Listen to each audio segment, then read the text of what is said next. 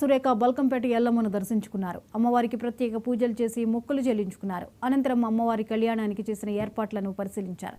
భక్తులు పెద్ద సంఖ్యలో వచ్చే అవకాశం ఉందని, భక్తులకు ఎలాంటి ఇబ్బందులు కలగకుండా ఏర్పాట్లు చేయాలని అధికారులను ఆదేశించారు.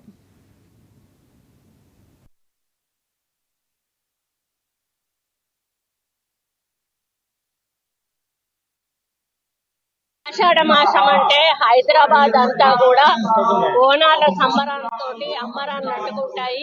మరి ఆషాఢ మాసం వచ్చిందంటే పెద్ద ఎత్తున హైదరాబాద్ పలు ప్రాంతాలలో నలుమూలలో ఉన్నటువంటి టెంపుల్లలో కూడా బోనాల సందడి నెలకొంటుంది.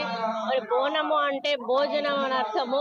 అమ్మవారికి కుండలో మరి పర్వన్నం వండుకొని వచ్చి అమ్మవారికి ఆరగించి వారి యొక్క మొక్కులు చెల్లించుకొని, అదే విధంగా మళ్ళీ మాకు ఈ ప్రాబ్లం ఉంది తల్లి, నువ్వే మాకు అండగా ఉండాలి అని చెప్పి కోరుకొని మళ్ళీ వచ్చే సంవత్సరం బోనం వండుకొని రావడం ఒక ఆనవాయితీ. మరి ఇది ఇప్పుడు కాదు, ఎప్పుడో పూర్వీకుల నుంచి కూడా వస్తున్నటువంటి ఆనవాయితీ. ఎందుకు అంటే అప్పుడు గ్రామాలు కూడా కలరా అని అదని ఇదని ఒకలాంటి జబ్బులు వచ్చి ఊర్లు చనిపోయేటువంటి సందర్భం ఉండేది.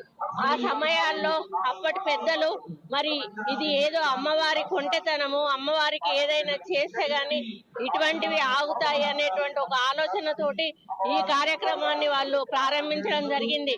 అప్పటి నుంచి అమ్మవారు శాంతించి, ఎందుకంటే కొంతమంది అమ్మవార్లు బలిగోలు పుట్టారు.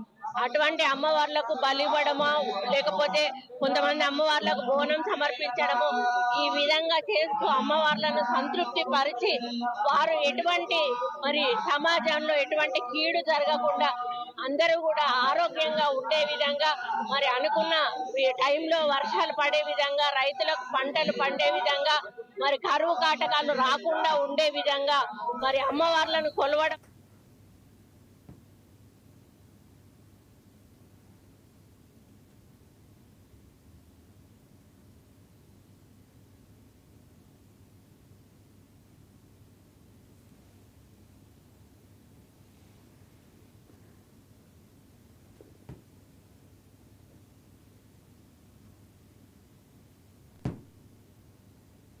తమిళనాడు